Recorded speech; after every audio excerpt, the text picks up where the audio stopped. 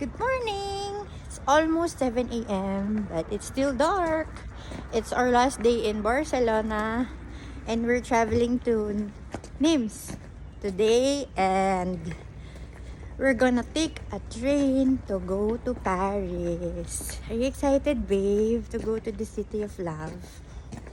Babe, Yes. see? See, kasi nasa Espanya pa kami. Hi! So happy for this experience. Ang saya. So ngayon lalakad muna ako. Papunta na naman ako syempre sa mga grocery. Favorite ko. Bili-bili ng mga candy, anik-anik. Kasi sometimes, di ba, katulad nga dun sa mga Japan, di ba, pag mga 7-Eleven, iba't iba rin naman yung mga tinda. Parang 4 o'clock sa kanila. Oo nga. Parang 4 a.m. Oo, wala talagang tao. So late talaga yata yung mga...